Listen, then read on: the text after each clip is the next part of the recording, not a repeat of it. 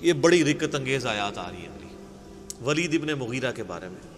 سیدنا خالد ابن ولید رضی اللہ تعالیٰ عنہ کے جو والد تھے نا، وہ بہت انٹلیکچوئل آدمی تھے، عرب کے ذہین ترین لوگوں میں شمار ہوتے تھے، امیر ترین لوگوں میں ولید ابن مغیرہ۔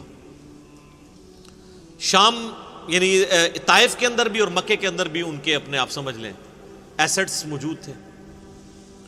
طائف تو اسی طریقے سے ہے جس طرح ہمارے شمالی علاقہ جاتا ہے، وہاں تو برف بھی پڑتی ہے، تو ابھی بھی اس زمانے میں بھی لوگ گرمیاں گزارنے کے لیے وہاں جایا کرتے تھے، آج بھی لوگ جاتے ہیں۔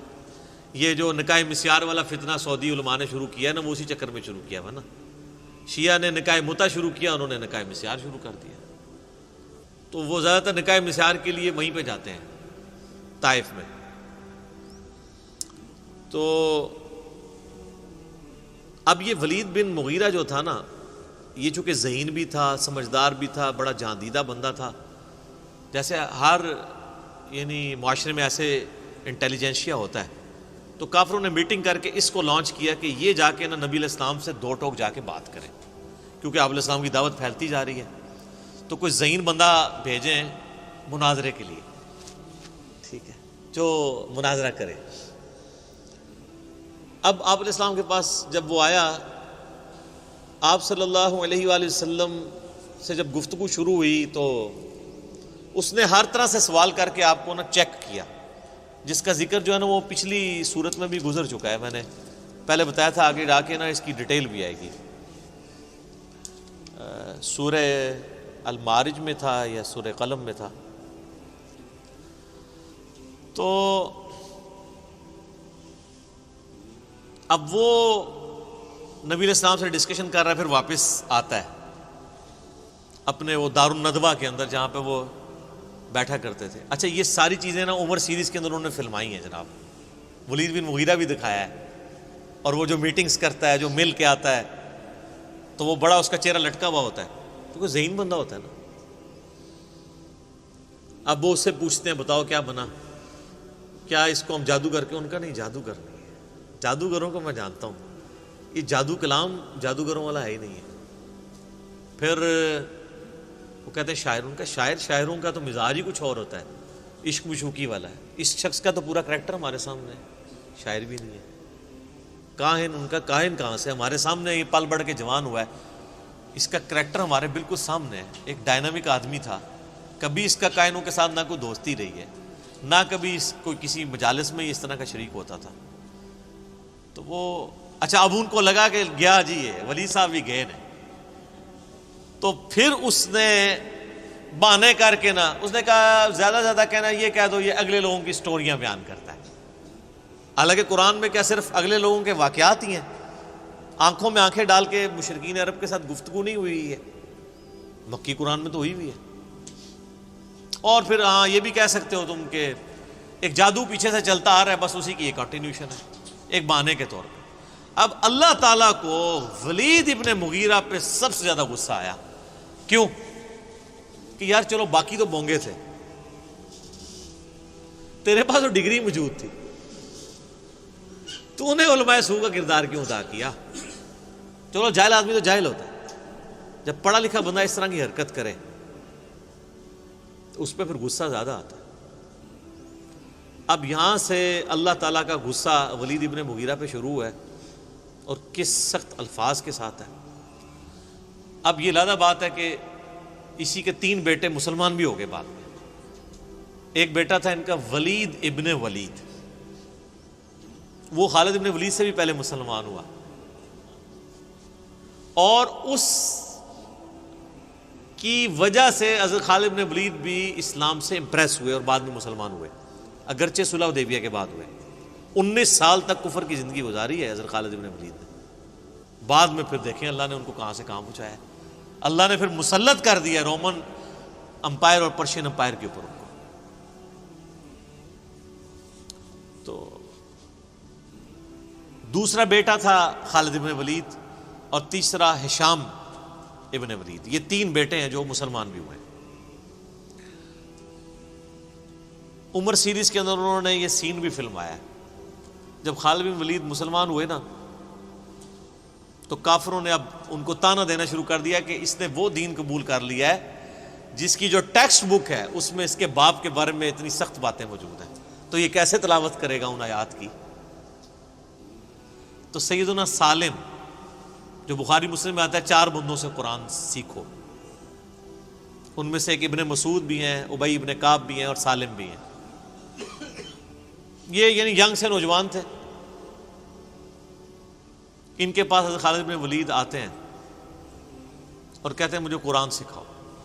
یار اسلام بڑوں بڑوں کی اکڑ توڑ دیتا ہے، یہ عرب کے لوگ یہ غلاموں کو تو جوتی کے برابر نہیں سمجھتے تھے، اور کدھر اسلام ہے کہ وہ ایک غلام زادے سے کہہ رہے ہیں کہ مجھے یار قرآن سکھاؤ۔ تو انہوں نے کہا ٹھیک ہے، ان کا سب سے پہلے مجھے وہ آیات سکھاؤ جو میرے باپ کے بارے میں نازل ہوئی۔ ہائے ہائے ہائے، سر کتنا جگرا چاہیے، اور وہ انہوں نے جو سین فلمایا ہے نا، وہ بندے کے آنسو نہیں رکتے۔ آپ اگر عمر سیریز میں وہ دیکھ لیں کہ کیا کیفیت ان کے اوپر طاری ہوتی ہے، کتنا ان کو پسینہ طاری ہو جاتا ہے۔ یار آپ ذرا امیجن کریں نا کہ ہم میں سے کسی کے ماں باپ کے بارے میں قرآن میں آیات ہوں کہ اللہ تعالیٰ فرمائے کہ اس کو ہم عنقریب دوزخ کے اندر جھونکیں گے جہاں وہ نہ زندوں میں ہوگا نہ مردوں میں، اور یہ کہنے والا اس کائنات کا مالک ہو جس کے اوپر کسی کی دھونس نہ چل سکتی ہو، جس کا فیصلہ کوئی ریورٹ نہ کر سکتا ہو، تو اس بندے کی کیا کیفیت ہوگی۔ اب وہ آیات شروع ہو رہی ہیں، اب آپ کو ان آیات کے اندر درد جو محسوس ہوگا نا، وہ اس ساری گفتگو کے بعد آپ فیل کریں گے اس کو۔ ذرنی ومن خلقت وحیدا، اے نبی چھوڑ دیں اس کو جس کو ہم نے اکیلا پیدا کیا تھا، یعنی یہ اکیلا پیدا ہوا تھا، لیکن اس کی آج یہ جرت سورۃ القلم میں آتا ہے نا اس کے بارے میں، اکیلا تھا اور اللہ نے اس کو اتنا نوازا۔ کیسے؟ وجعلت له مالا ممدودا، ہم نے اس کو مال کثیر دیا، وبنین شہودا، اور کتنے بیٹے دیے جو ہر وقت اس کی نظروں کے سامنے رہتے ہیں۔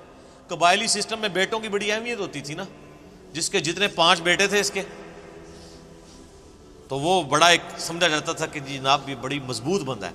اللہ فرماتا ہے اکیلا پیدا ہوا تھا، اتنا کمزور تھا، میں نے اسے اتنا مال دیا، عرب کا امیر ترین شخص یہ بن گیا، میں نے اس کی آنکھوں کے سامنے رہنے والے اس کو بڑے یعنی بیٹے دیے، 5 بیٹے۔ وَمَهَّدتُّ لَهُ تَمْهِيدًا، اور ہم نے اسے ہر طرح کا دنیا کا سامان عطا فرمایا تھا۔ ثُمَّ يَطْمَعُ أَنْ أَزِيدَ، پھر بھی وہ طمع رکھتا ہے کہ ہم اسے مزید دیں۔ دوسری طرف تو ظاہر ہے کہ وہ تو بخاری مسلم کی حدیث ہے، کسی کے پاس سونے کی 2 وادیاں ہونا تو وہ کہے گا میرے پاس تیسری آ جائے، اس کا پیٹ تو قبر کی مٹی بھرے گی۔ تو یہ تو انسان میں بلٹ ان ایک ہے۔ کلا،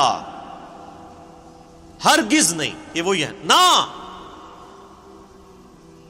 انہ کان لآیاتنا عنیدا، یہ ہماری آیات کا سخت دشمن ہے۔ سأرہقہ صعودا، میں عنقریب اسے مجبور کروں گا کہ یہ وہ کٹھن چڑھائی چڑھے، یعنی دوزخ کے اندر۔ آپ کو پتا دوزخ میں چند عذابات یہ بھی ہیں کہ پہاڑ کے اوپر چڑھایا جائے گا۔ سخت گرمیوں میں سر سیڑھیاں چڑھنا مشکل ہو جاتی ہیں، اور اگر کسی کو یہ سزا دے دی جائے کہ سخت گرمیوں میں اس نے 2-3 کلومیٹر اونچا پہاڑ سر کرنا ہے، تو یہ کتنا بڑا عذاب ہے۔ عنقریب ہم اسے چڑھائی پہ چڑھائیں گے۔ انہ فکر وقدر، بے شک اس نے غور کیا اور ایک دماغ سے کوئی بات طے کر لی۔ فقتل کیف قدر، اس پہ پھٹکار ہو اس نے کیسا دماغ لڑایا اپنا۔ ثم قتل کیف قدر، پھر اس پہ پھٹکار ہو اللہ کی طرف سے، یہ برباد ہو جائے، اس نے کیسی بری بات سوچی۔ یعنی اس کے دل نے بھی گواہی دے دی تھی کہ یہ پیغمبر ہے، پھر بھی اس نے جان بوجھ کے اپنی چودراہٹ قائم رکھنے کے لیے کیسے دماغ میں پلان تیار کیے۔ ثم نظر، پھر اس نے نظر اٹھا کے دیکھی۔ ثم عبس وبصر، اس کے بعد اس نے تیوری چڑھائی اور ترش رو ہوا۔ ثم ادبر واستکبر، پھر اس نے پیٹھ پھیری اور غرور کیا۔ یہ اس کی ساری ایکٹنگ جو کچھ اس نے کی ہے نا اس مجلس کے اندر، یہ سے آپ کو پتہ ہی ہے نا، یہ نعت خوان بھی جو بڑے بڑے ہوتے ہیں نا، ان کو بھی آپ دیکھیں اسپیکر میں آ کے تھوڑی تھوڑی دیر بعد کر رہے ہوتے ہیں، کبھی کچھ نکال رہے ہوتے ہیں کہ اپنا تھوڑا روب ڈالنے کے لیے۔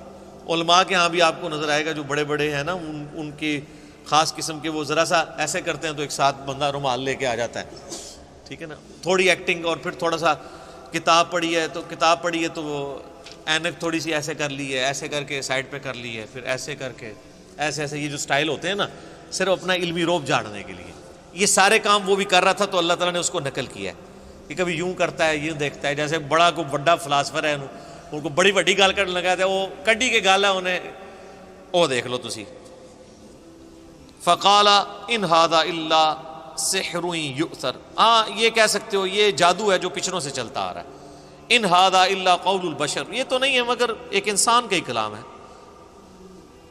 سأصلیہ سقر، ان قریب میں اسے جہنم میں جھونکوں گا، وما ادراک ما سقر، تمہیں کیا سمجھ یہ جہنم کیا ہے، یہ جہنم کی آگ کیسی ہے، لا تبقی ولا تذر، نہ باقی رکھے اور نہ ہی چھوڑے، قرآن میں آتا ہے ثم لا يموت فیہا ولا یحیا، نہ وہاں کوئی زندوں میں ہوگا پھر نہ مردوں میں۔